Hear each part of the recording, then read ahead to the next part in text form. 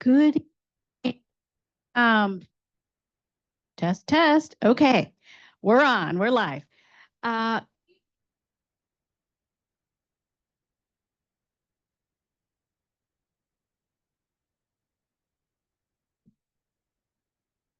okay, I think we're good.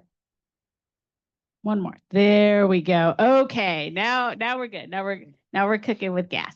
Good evening. My name is Kimberly Blackrincan. I'm the director of the Ignite Hub. I'm here with the Hub team, Eduardo Novoa, Anthony Fiora. This is our fireside chat for November. We're almost done with the year. We're almost done with the semester. Welcome for coming to tonight's event. If you're here in person, I hope that you enjoyed our Peruvian chicken and rice and yuca and salad that we had. We had a community meal together and we got to chat with a little bit with each other. And for those of you online, I hope you will consider joining us in person in the future. Tonight's session is All Roads to a Tech Career Aren't Linear, the journey into non-tech roles. So this is really important for a couple of reasons. One, we always want to make sure that we're being inclusive of creatives and the arts when we talk about technology because they absolutely intersect. And then we also want to have an opportunity to hear from our guest who has not had a linear path. And maybe some of you can reflect on your career path. Was it straight? Was it direct? Or was it also non-linear, right? There's a journey and a path that we follow. So I am honored to be able to introduce you to our guest speaker this evening.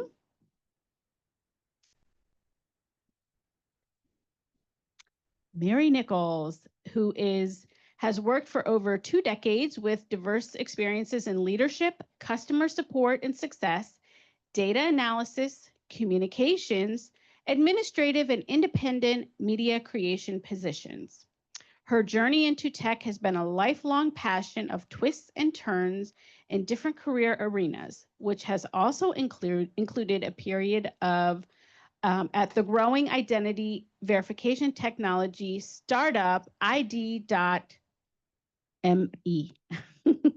She is currently working as the technology, data, and operations manager at the Arts and Humanities Council of Montgomery County, AHCMC, which has a huge presence here in the county, in Silver Spring, Maryland. Mary is also a proud member of Washington, D.C. chapter of the American Federation of Musicians, AFM.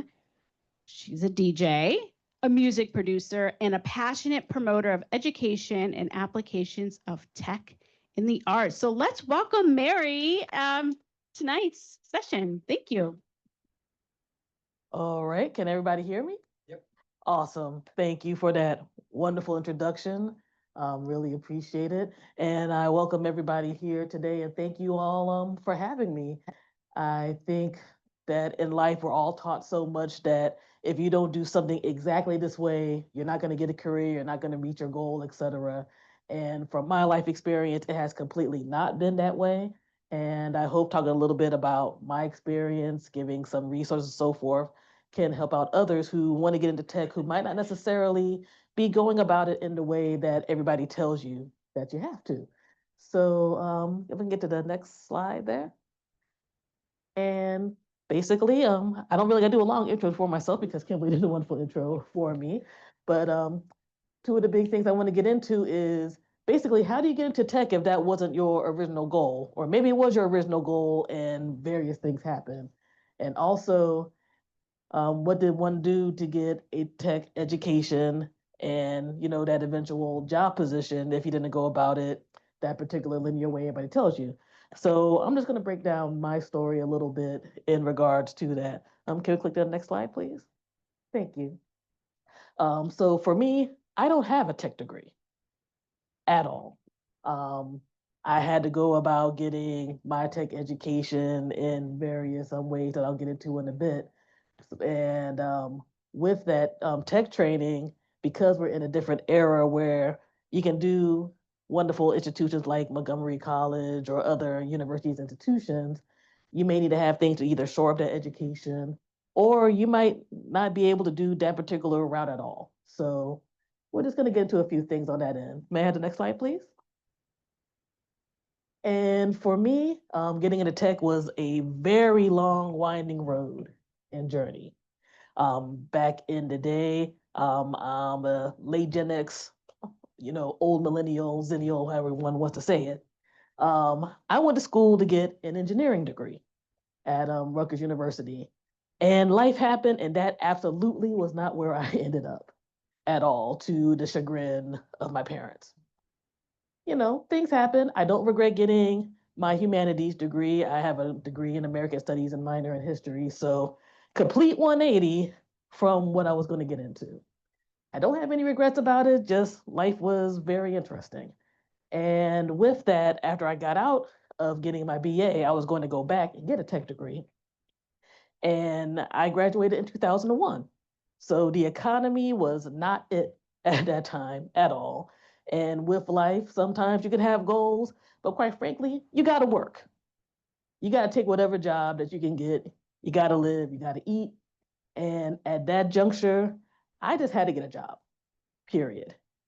Any old job. So I went through a mix of different kinds of positions. I've done customer service, I've done office work. There's a period of time I had to do warehouse work, all kinds of things on top of just like postgraduate internships and so forth. So we're going to fast forward a few years. We can go to the next slide. And I ended up moving back down here for a while due to some family situations. And with that, I was at a position for about a decade plus. And I think we've all gone through that job where you're just like, I'm getting a check, and that's it. I don't have any passion towards this. I don't care. I just got to do what I have to do. And I was there for a while, ended up getting let go. And with that, I did some temp jobs. And through going through a temp company, I actually did get to a tech company, but it wasn't a tech position. It was a mixture of, I guess, what people now call help desk, but also just a lot of customer service admin type of vibes. So I was like, okay, I'm in a tech place. This is great. It's a company called ID.me that's in Northern Virginia. And at that time, there were about less than 100 people there. And besides the fact I was able to get into something that was like totally different, which is ironic to talk about now, but this was pre-COVID when everybody wasn't doing things on Zoom and video calls and stuff. That was like my position I had, was helping people out, especially when people weren't able to go get physically to a location, whether it was older individuals, vets, etc. And I remember distinctly telling my mom, I have this job. It's kind of interesting. It's kind of cool. I told her, like, what is that? As long as you're paying your bills, whatever. I don't care. It's cool. Like, it was so foreign. COVID occurred. Now everybody uses Zoom or FaceTime or something like that. So life works out in weird, funny ways in that regard. And I did some climbing up within the company on certain ends on that level. But one of the things that was really interesting to me working at ID.me was being able to see tech jobs I never knew existed. I think most of the time we always think you're either doing something with hardware or you're just doing a whole bunch of coding, and there's nothing else in between. Working there, I saw so many positions I never thought of. I had no idea what a project manager was, a project manager, um, solutions consultant, people who did things that were tech and sales based, like with customer success, customer service. I had no idea what all that was, but it was all there. And I was able to work with a lot of those different individuals to be like, oh, I could have another path beyond what I'm thinking about with that. So maybe I could get into tech. But the big question for me was, well, I see all this stuff exist, but how can one go ahead and get into it? May I have the next slide, please? Thank you. With that, I would go ahead and talk to fellow teammates, coworkers, people who are in other departments. And I thought it was interesting that while a lot of people did have 2-year and 4-year degrees, there were a whole lot of people who didn't. And they were in these really interesting jobs and positions that, again, I had no idea that existed. I always thought that I would have to go back to school. And, we all live in different economic statuses, et cetera, but you're looking at a whole other bill most of the time with that. And I was like, oh God, am I going to even be able to do that? And then I also had an abnormal work schedule. So even with that, I was like, well, I might not be able to take things, whether it's in person or online. And I wanted to be able to sit back and figure out what I could actually go ahead and get into and do. And with that, our double-edged sword of the internet became a really great tool to find out what was going on. Not just in terms of being there, like, let me just go ahead and register for a class, but I could find different ways to explore what I want to do. And I'm an individual who I'm like, if it's quality and free, it's for me, right? I can figure out some ways that might not cost me money, or it's going to be way less than I wanted to try to discover a particular path to gain knowledge and experience to find out what was going to happen and what was going on. Because let's face it, none of us want to waste money. And, you know, time is more valuable than money, but both are valuable. So you kind of want to figure out what's going on with that. May I have the next slide, please? Thank you. So for me, I'm one of those people that, due to my academic background and quite frankly, being a nerd, I like to research. I like to find out what's going on before I really delve into something. I'm the relative that people are just there like, I want to get a computer. Mary, tell me which is the best one under yay much money. And I'm gonna sit down, I'm gonna go through the videos, et cetera, and just burn you out with options by the time that's done. That's just me, that's my personality.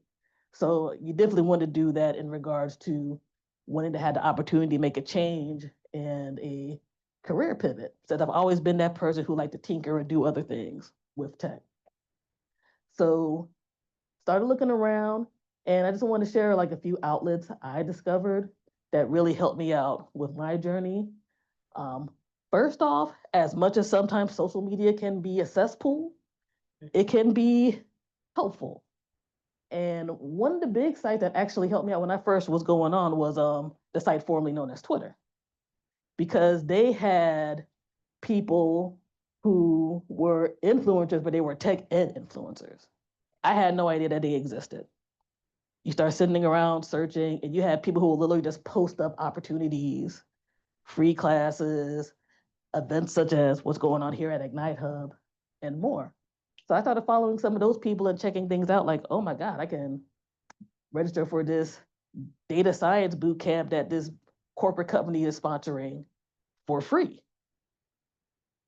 I'm going to keep following this person because I'm trying to see different stuff that's happening and get this particular kind of training for free.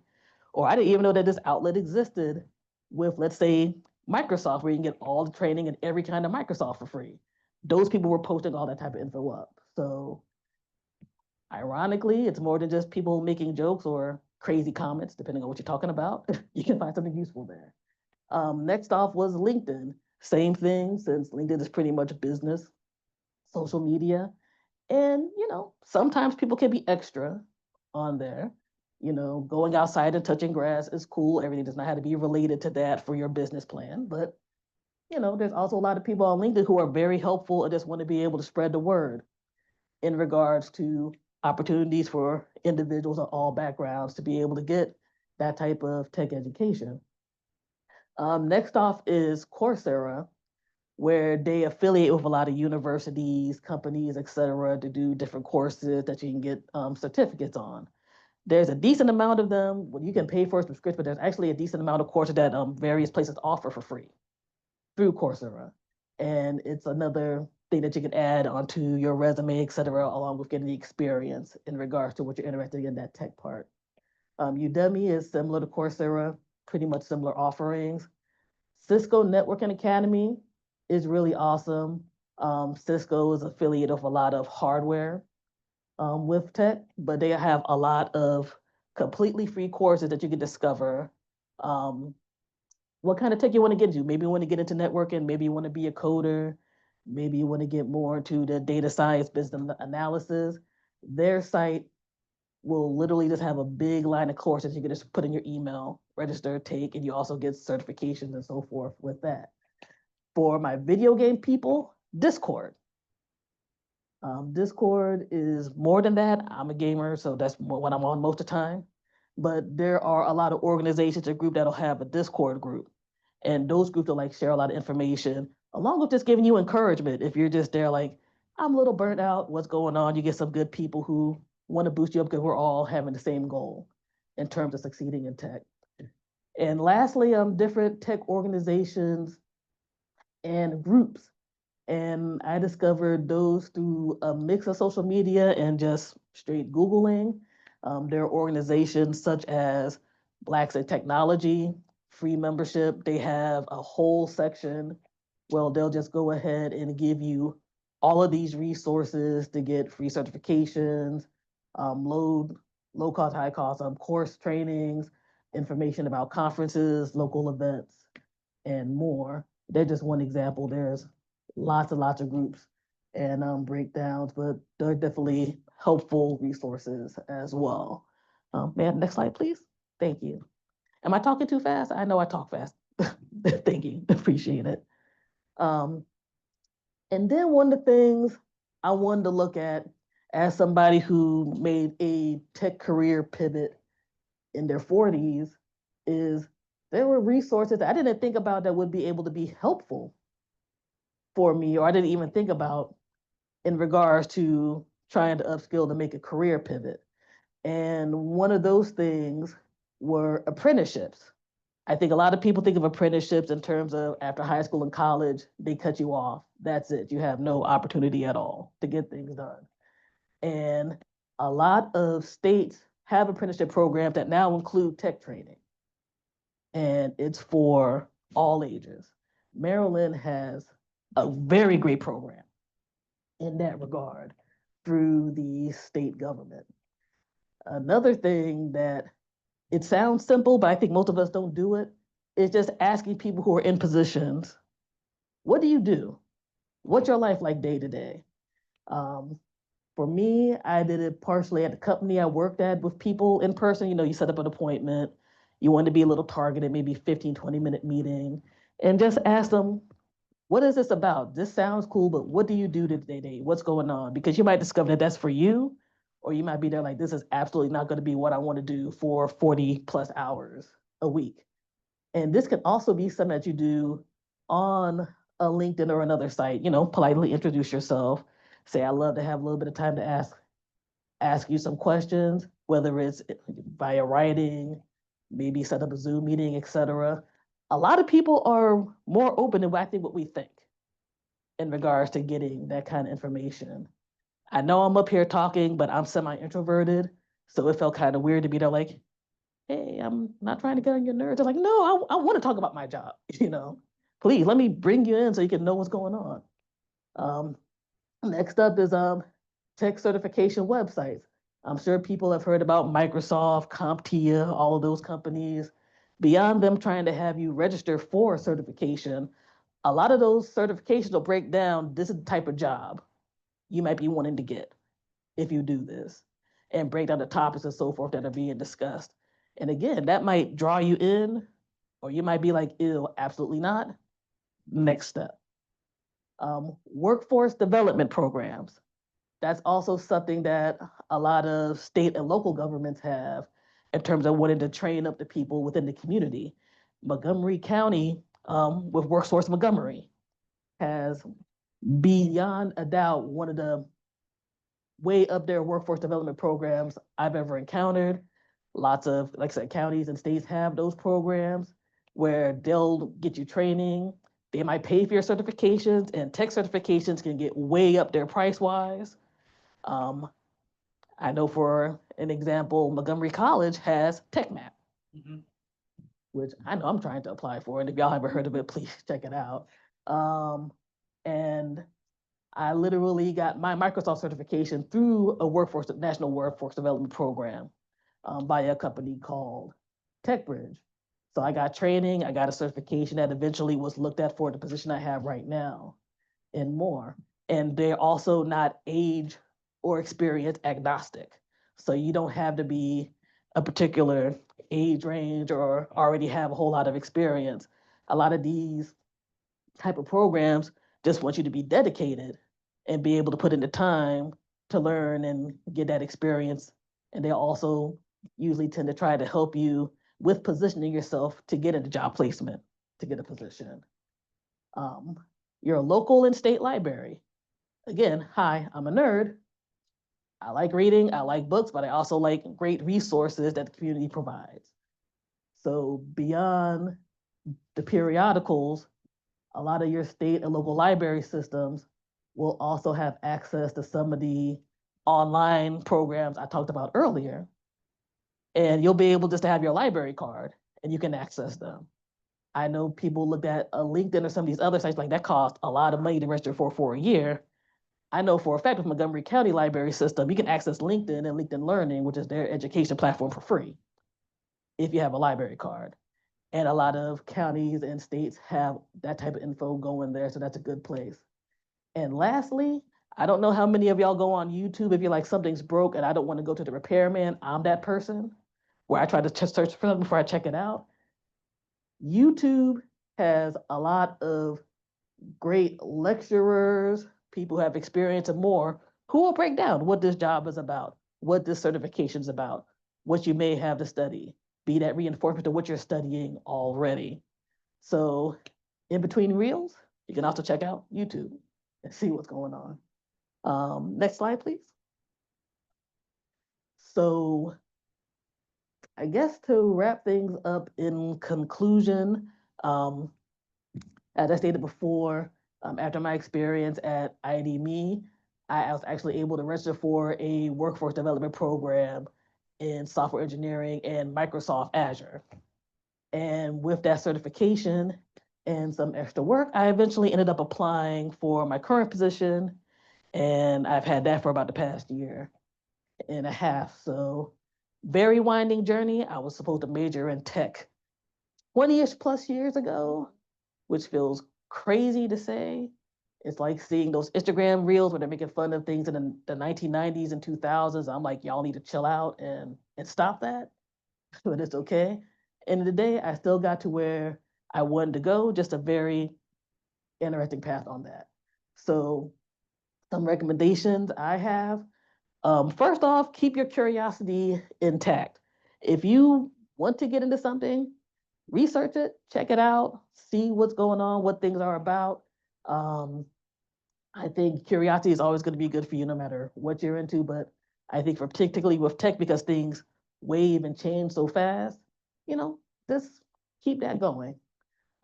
Next up, don't let imposter syndrome stop you. I don't know how many people here experience that. It can be real crippling sometimes. I can highly admit that there's times I still battle with it now. But I would say don't let that stop you from trying something new or applying for something. Maybe you want to apply for that program, position, etc. And you might only feel that you have 50% of the experience. One thing I can say is next to nobody has 100% experience in anything. There's going to be, various plateaus that people want you to have, but there's also going to be that I see this person wants to learn, wants to be eager and do something. And then there's also the aspect of the worst thing that somebody can tell you is no. It's yes or no. There's nothing else in between. You might as well go ahead and give stuff a shot. Next up, and this is not to say that everybody can just run off from something that they don't necessarily like, but if you start having that feeling it's time for you to transition, I would say you need to start planning on acting on it. If you're like, this job, quite frankly, is not it for me right now, but I still got to pay my bills, that's cool. Start, getting your resume together, start looking at the training and the other things that you want to get done so you can be able to make that transition as smooth as possible. Everybody just can't throw their hat up in the air and quit. But I think everybody knows when they're at a place and they've been there for too long. And quite frankly, that kind of thing is draining. So if you want to make that transition, just listen to that voice in your head so you can start making those moves. Again, don't be shy and ask questions, but in a professional and time-saving way. More people than I ever anticipated want to talk about what they do in their jobs or their job positions. And, have that connection with other people. They want to feel like they're more than just that 40-hour a week person. And if they feel that there's more people who have to get on board with it, them being able to tell you things is going to be really, really helpful. So there's multiple ways you can do a nice intro, reach out and just see what's going on.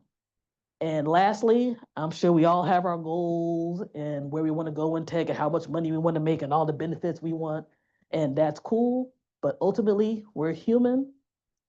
And there's times I can be very type A. This is why I put this last thing on here. Resting and balancing out your time is okay. You're no good to yourself or nobody else if you're burnt out. We got to study, work, etc., but every battery needs to recharge. And that is ultimately one of the things you got to look at with all of this too. When I was in my workshop development program, I'm sitting here getting ready to like throw my laptop across the room when I was trying to do some coding and I was like, this kept messing up. Quite frankly, I hadn't taken that. And I came back, looked over it, got my stuff done. It was like literally a bracket I messed up on. But I was looking at a big old thing of code. I'm calling my mom and I'm fussing. She's like, Mary, I have no idea what you're talking about. Why is it stressing you out? And I'm like, you are my 70-ish plus year old mother. That's fair enough. Sorry, I'm just frustrated. But yeah, you ultimately got to balance yourself out and at the end of the day, still be human, still have your time with your family, friends, and sometimes just to sleep. So overall, next slide, please. That is more or less it from me before I open things up with questions, discussion, etc. I hope that this talk did have people see that there are other ways to get into tech and to ultimately make those transitions. One of the things I do have with the PowerPoint, and which I think will be shared later on, but also up here now, with I put together a document that is full of a whole lot of the resources I've talked about and more that people can check out in regards to training, apprenticeship opportunities, different types of online education programs, support groups, etc., that I hope will be helpful for everyone. Um, Again, I'm a little type A, so it's actually kind of long. It's about like 20 or something pages. So if folks want to go ahead and check things out, definitely please feel free to do so. I'll update it whenever I find something new. And on that end, that is about it from me. I definitely thank everybody for having me here and listening to me talk fast. Because again, I just feel that I talk fast. My mother is country. She talks slow. So she's always like, stop it, slow down. So I'll make sure everybody gets it here. And yeah, that is about it for me. I definitely thank all y'all for listening and being here. And I'm open for any questions.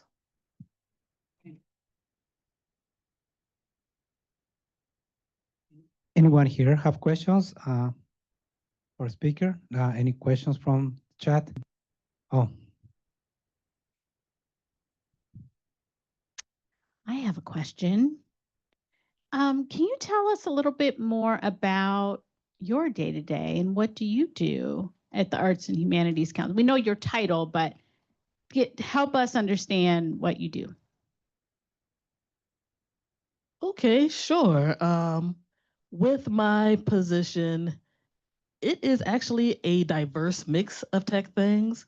Part of it is IT help desk situations when we do have various issues that happen with the technology that we use. So it could be anything from my MacBook is having this problem to something is happening strange in Microsoft with SharePoint. I need some help with that, as well as setting up various technology that we use for our online and in-person work. I also do work in regards to our database. We use HubSpot. So we're doing a lot of building up of that and doing some updates on that end. I also do work with some professional development STEAM initiatives. So we have, which actually is great for me to promote our program. We have a program with Grow with Google, and those are free career certificates, speaking of training.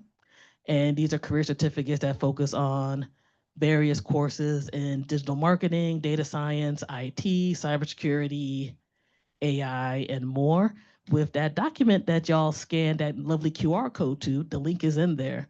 Please apply. We want to have our Montgomery County community apply for it and more.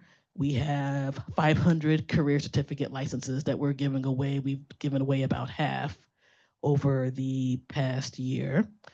And the licenses last until the end of 2020. It feels crazy to say 2027.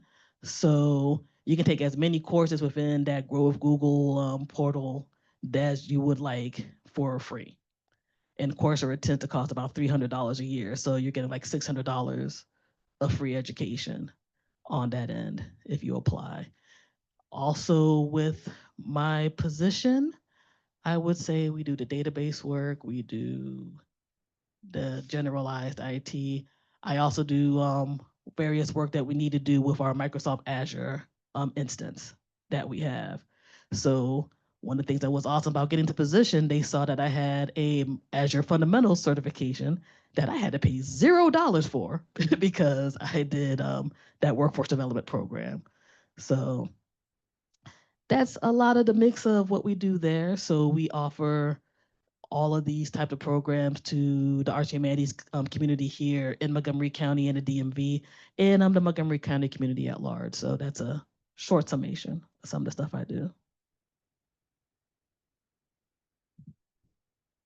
Thank you, Mary. Yes, I would just like to remind everybody that this presentation, along with the link to the recording, will be sent to everybody that registered to the event, regardless if you attended or not. So within 48 hours, all of you should receive an email. So yeah, thank you so much, Mary, for putting together a document. We were just perusing it through it. And yeah, it's very, very good. There's a lot of good resources there. Thank you. Questions? Anybody has any questions here? Sir. It sounds like you leverage a lot of social media to get your interests into the tech field. Is that correct? Thank you. Sorry. I did leverage a lot of social media beyond just being one of those people who will like Google or Reddit something to death to find out information. Social media, again, was just way more helpful than I thought it would be in that particular instance. I would say even now, the most helpful social media I think is ultimately LinkedIn. I think Blue Sky is climbing up in that realm. I've seen various people on there, and the site formerly known as Twitter still has a few people who are hanging out on that end.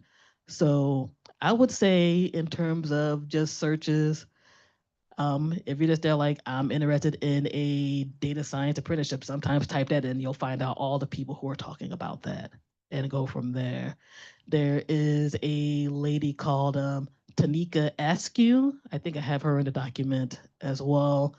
She posts up things just about every single week on LinkedIn and the site formerly known as Twitter in regards to various programs that are coming up. And I would say there is, I can't remember this other young lady's name at the moment, but I'll put them in the document as well. But I know Tanika Askew was a very, very great resource for me. She's how I literally found out about the workforce development program I registered for and applied for. So I think that's definitely good leveraging. And I think with LinkedIn, once you start following different individuals who are promoting those types of programs, you'll see more of them in your main feed and algorithm. And with that, just take maybe even every other day, just do your occasional scroll. You'll see people posting things up from free Udemy classes to all these other opportunities.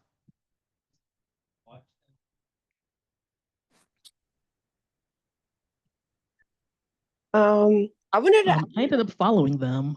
I ended up following their profiles. And through following the profiles, I always had like a consistent place to check things out and look for them. And I definitely thank Tanika when I got my position where I am right now. and she was promoting other programs. I'm like, she is legit. I found this program through her. Please follow. Since ultimately we got to be able to pass along information to others so we can all get help and assistance. We have a question from our line guests. Oh, coolness. Yeah. Oh, uh, can you all hear me? Yes. Oh, hey, how you doing, Mrs. Mary? This is Amy. Yeah, so first and foremost, I want to say thank you for your presentation. It was awesome. I get to learn something new about you every day.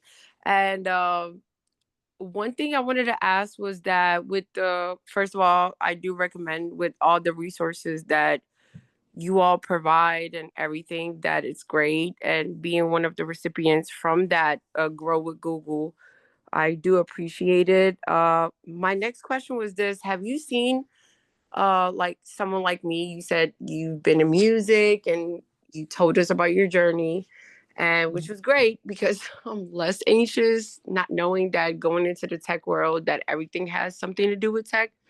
What do you think are some of the challenges that come from well, let's just say now that with the certifications that someone like me is doing with growing Google, with experience in that matter, like transitioning from where we do either it has to do with political or certain jobs that are with community outreach or whatever it is. What would you say would be the first or the most hardest challenges that anyone come across or yourself? Very good question. The biggest, and I'm very glad that you are getting benefits from the program. That makes me extremely happy. I think the biggest challenge for me was just kind of figuring out how to leverage the new knowledge I got with my previous knowledge, because it's not like the other knowledge that you have from your previous parts of your life is not valuable. It's just a matter of how you blend both in to ultimately be there. Like, I am a multifaceted person. Let me have this position or whatever else I'm trying to do. For me, like, you always deal with people, so customer service, customer success is not invaluable. You know, you got to be able to know how to talk to people. You can know all the tech stuff all day, but you still got to be able to relay. Here's how this thing needs to be fixed. Here's how something has to work. Here's how we want to put this project together. So I think for me, it is partially putting all of it together. And then also, again, just the imposter syndrome. I don't have a 2 or 4 year degree. I got a lot of certification and online stuff, but I kind of had to get out of my head. And even when I was talking to various mentors and other folks I had, they're like, you know what you're doing. Come out there and show that you know what you're doing and have that bit of confidence with it. And then even with that, have the confidence of being there, like, I know these things. I don't know everything, but I know these things, but I can learn it. You see that I know how to go ahead and learn things and progress on my own. I'm going to be super valuable to you if you invest in me the way I'm investing in myself. So I think those are the biggest challenges involved, because we're in an era now where, luckily with tech, I think more and more companies, individuals know there's different ways that you can get into it and be good and successful. But I think there's always that thing that's in your brain, like, why should I be here? And not this other person whose credentials look crazy. And I'm here like, okay, I literally didn't touch tech books until about 6 years ago, you know, in terms of getting back into it heavy. So I would say if you can do that battle within yourself, as well as putting together all your experiences, making you that great person to hire, you'll be able to make some good moves. I hope I'm making some sense.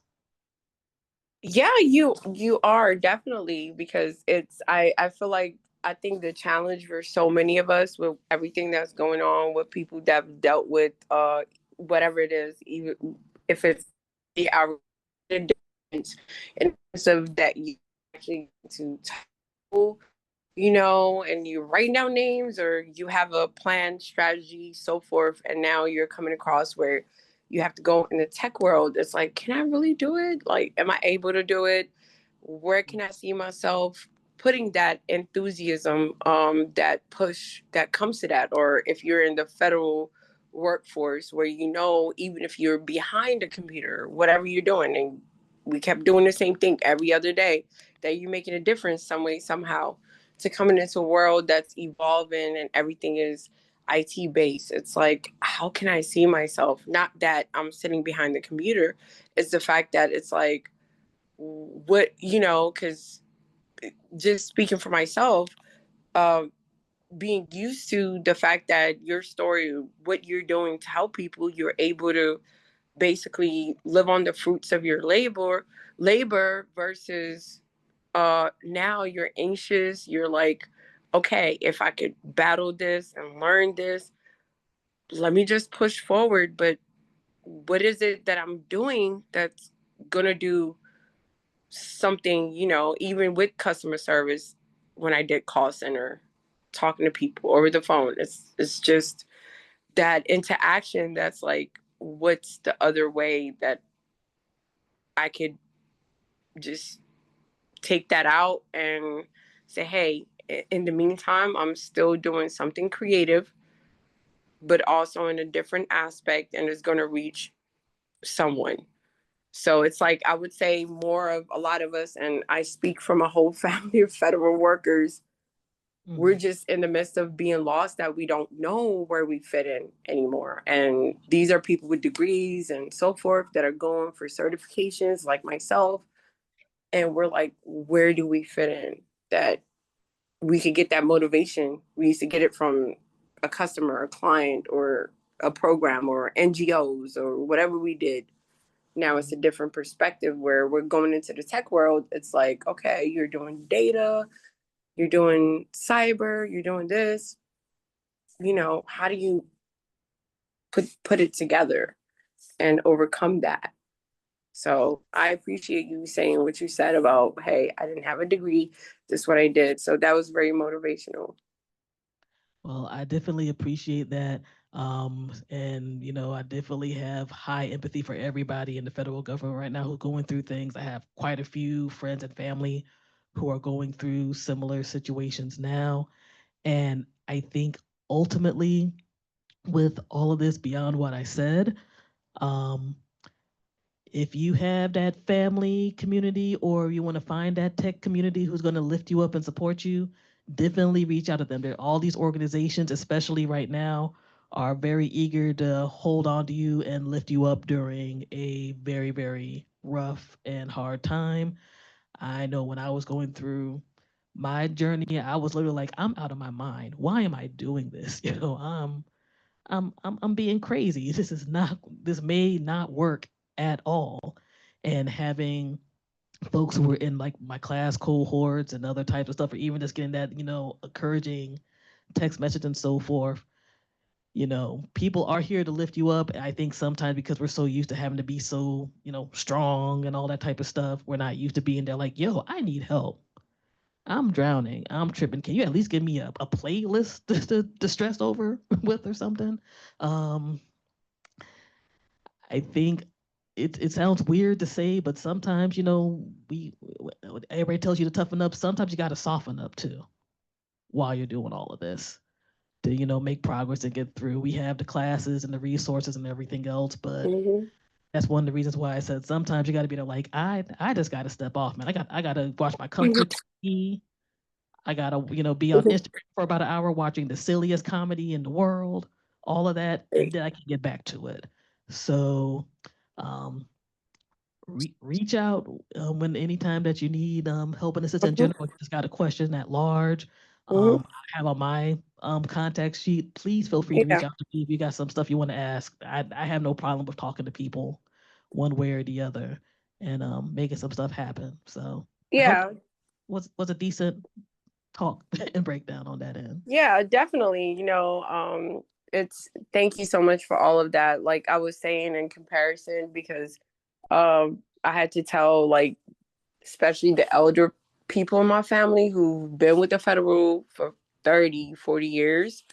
I had to tell them, look, I see it, and what I got out of the way they came, the way they are every day. I said, oh wow, this gives me a returning citizen syndrome, kind of, because it's like learning how to do everything all over again. And I told them about the program, and some of them signed up for it. And I think it's more so that I wish we could just, I'm very appreciative of it. I wish we could just move forward with things like that and just helping everybody in that concept. And I'm very happy that programs like Ignite Hub and with you and everything is around. And I know the nation doesn't have stuff like that. So thank you. Appreciate it. No problem. Thank you. Thank you, Amy. Anybody else has a question, comment? Oh, questions in the chat, okay? First question we have in the chat from KC. Can you say more about how to find apprenticeships? Sure. And definitely a good question. I would literally type in your state and apprenticeships. It sounds really straightforward, but it's there. That's how I found out about so much that was going on in Maryland when I was working in Virginia at the time, and I was helping out some fellow teammates there. I looked up Virginia apprenticeships. A lot of those will like literally just pop right up.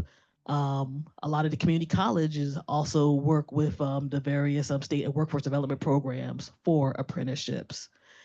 But I would say your first bet would just be going to your local state site, putting in apprenticeships, and they'll all literally have a big section listing all the different kinds of apprenticeships they have in tech, IT, or whatever else people are interested in.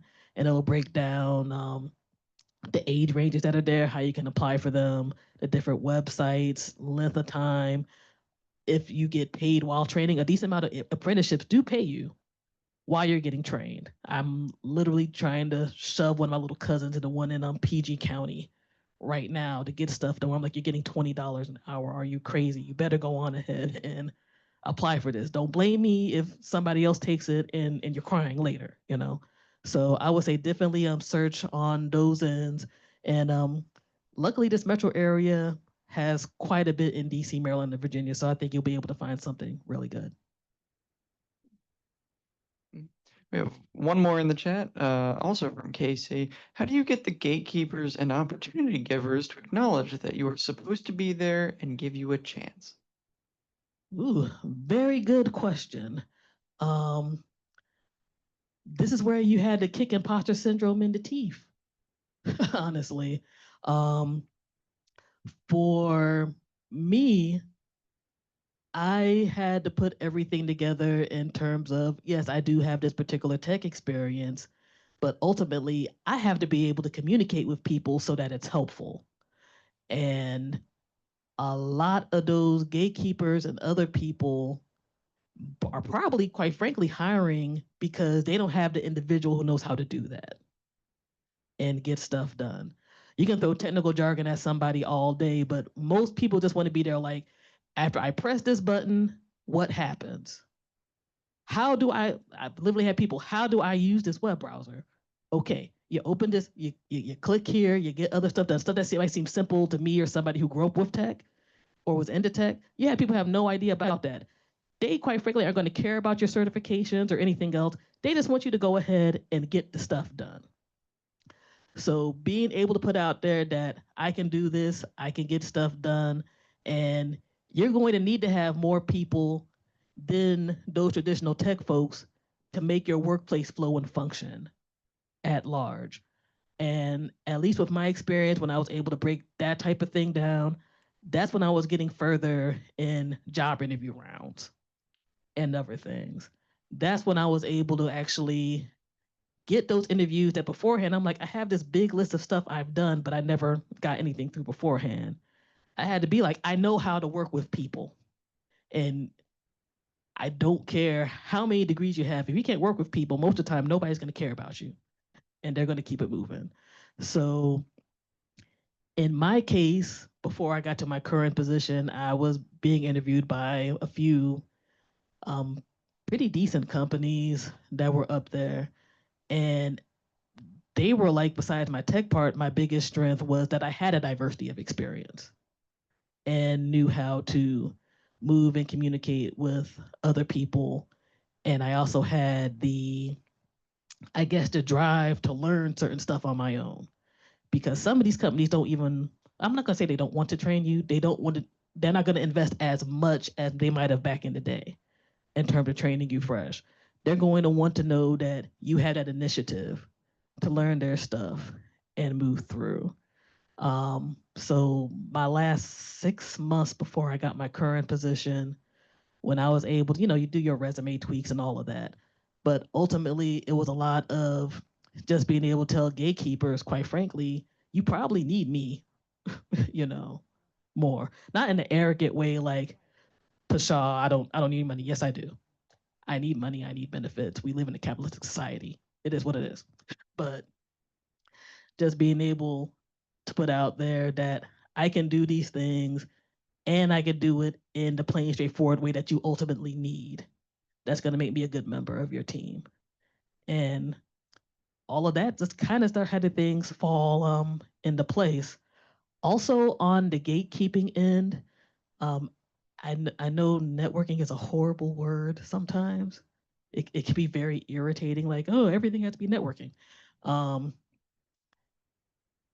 if you can get enough decent connections through, I would say, your current position and or a social media like a LinkedIn where people see that you are eager to not just learn but to pass along information, and you're not coming at people crazy like, give me a job. You're just there like, I mean, we want a job, but you're showing that you had that initiative to learn about something and you're trying to get into various places. It'll be very surprising to see that it's actually useful, and some of those individuals will start throwing things at you in terms of, here's a position you might be interested in, or I've seen you done this program and I see that you're pushing out other things. Here's something that might be cool for you. And sometimes those people kind of shove the gatekeepers to the side and they can help you out. Thank you. Any other questions? I do have a comment though. One thing that I really appreciated from your presentation is when you said that your first tech job was semi-tech. And it just reminded me because I had kind of the same experience. Again, I was in a career in retail management, so I had good customer service skills and I could sell stuff, but I wanted to get into tech. So I was like, how can I get into a tech company with what these skills, So what I did is like, actually, okay, I need to go and sell tech. That's what I can do. So everybody has kind of, and that's how I started. I started with the Best Buy, with the Geek Squad. And after that experience, I was able to get a job actually in computer support. But what I'm trying to illustrate is what you said, take your skills, what you have, and how you can get to the middle ground before tech, or just to get into a tech company. And you mentioned something quite important. You said that after you got that job, you started growing to that company and you started doing other roles. So can you explain a little bit more about that? Or because I think that was a very interesting part of your journey of how you got into tech. Sometimes you have to kind of go to the back door, Absolutely. Yeah, I think that was a really good description actually. Um, I think sometimes when we get into tech, you think that you automatically have to hop into that immediate tech position. Um, I've known people who started out as admin assistants and they got into help desk, you know, but they were actually in the company, they put in their work, and a lot of my journey was at first being there like, I want to get back into this, but again, I had no idea that there were so many things that were associated with tech. You mentioned Geek Squad. There's like tech sales is super big on multiple ends and multiple companies, where you're gonna have to be able to know how to talk and communicate with people, but you're also gonna have to know the technology and things that you're pushing. And there's a whole lot of positions involved in that. Um, I think for myself, beyond being when I was climbing up, I was able to work with other teams that had all these other positions and just ask them what they do and see how they flow and function. I think a big thing for me was having a manager when I would just be there, like, what does this do? Oh, you want to know what it does? Okay. Let me go ahead and get you trained and get somebody who can help you train in it and get that done. That was like, stuff that was, and it wasn't necessarily too out of my job. So it wasn't like I was doing like 12-hour days and I'm just burning out and just not doing things well. But I think for a lot of folks, sometimes, again, we might think that I'm just in this position, that's it. There are individuals who will be there like, oh, you want to know this thing? So there's more than 2 or 3 people who know it? Okay, let's get you in there. Let's get you some training, or maybe I'll get you to sit down and talk to them one day and see what that's about. And then we can see where things go. If you're working within a tech company, regardless of your position, I would also say look at internal hiring and see where that goes. Sometimes you're able to make that move more on that end and go from there. And then again, sometimes with tech, I think everybody thinks you had to apply directly to a tech company. There's a reason why they got all of these job search companies and job placement companies. Like, see where they could put you. I had no idea I was going to be at the last place I was at for about 5 years, but life just ended up happening and working that way. And at that time, I was still like, I just need to get my other job. So cool, y'all got me this company, whatever, that's fine. Yeah, I would say that part of it is just opening up your mind and just really looking at the aspect of there's more than one way that you can crack open getting the info that you want to get and need.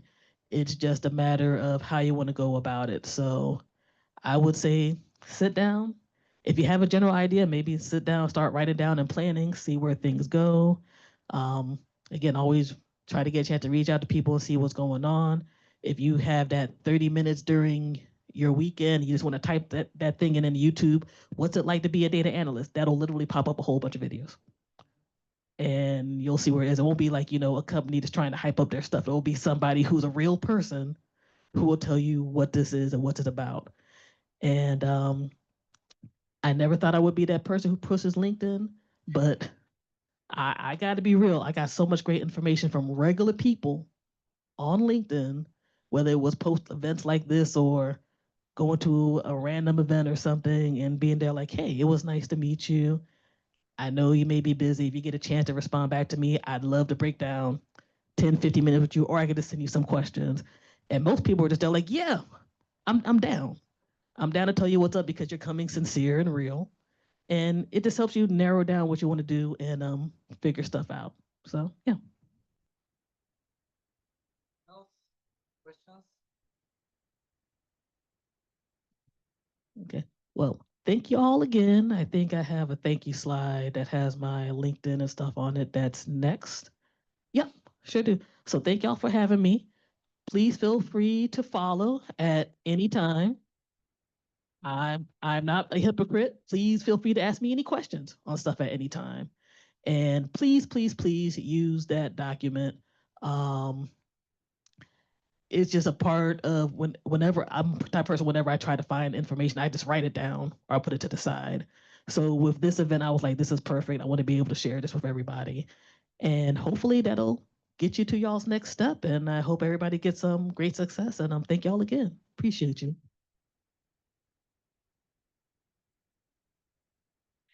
Wow, Mary, thank you so much for sharing your story and how you got where you started and how you got here. And really, the themes that I heard in your talk this evening were about go out there, try it out, find somebody who's actually doing the thing that you're kind of interested in so that you can get the information, right? That like an informational interview or online or YouTube or LinkedIn. So it's using the resources that we have. And what I really love is your curiosity. You know that you don't know the answer, so you go and find resources and free ways to be able to get the information that you need. So thank you for sharing that with us today. I have a thank you gift for being one of our guest speakers as well. It has some hub swag in there. Thank you. Yes, I hope that you walk around with it proudly as a Ignite Hub guest speaker. So thank you for your time today. Thank you also to our guests online and in here in person at the Ignite Hub. I say this every time. You have a choice of where you want to be every night, and you chose to be here. So thank you for choosing to be with us to hear Mary's story. And we hope that you'll come back on the screen and in the chat. There is a QR code or a link for a survey for you to fill out. We'd love to know, what did you think about Mary's presentation? We do share the feedback with all of the guest speakers. Tell us what you loved about what she had to say. And while you're filling that out, I'm just going to do a little bit of promos coming up here at the Ignite Hub. As I said, we're almost at the end of the year. So we have one more Future of Tech session coming up in a couple of weeks. Actually, one of our staff members here at Montgomery College, she is a director of student affairs here, talking about thriving with AI in the workplace. So that's coming up. We also have a fireside chat. Actually, Toby Zeller is going to be here talking about careers in selling tech. That's exactly what he's going to talk about. So if that's an area that you're not familiar with or curious about, come and join us at our last fireside chat for this year. And then we also have, I need to pull up my little cheat sheet here. We also have career coaching and our career workshop. So our next one that is held at East County Education Center. The topic is career exploration. So if you're looking for some tips about how you can start exploring other careers or you want to pivot, that is a free workshop online as well as at the East County Education Center. And last, Future of Tech Lunch and Learn will be the future of technology and education, how AI and data will transform learning. We have Luis, who's coming to talk to us. He's from Frederick Health. He's going to talk about that as well. So we still have a jam-packed. Those are our public events. We're doing some field trips with middle school students. We are collaborating with the Montgomery County Black Collective. They're doing some programming as well here in the Ignite Hub through November and December as well. So we're hopping on our way to 2026. Thank you again. Thank you to our guests online. For those of you, our guests here in person, we have plenty of food to go. So Ambar, our student assistant, is putting together those to-go boxes. So after you're finished here, you can go back to the room where we had dinner, and make sure that you take some for you, your friends, your family, anybody who can benefit from a meal this evening. So thank you.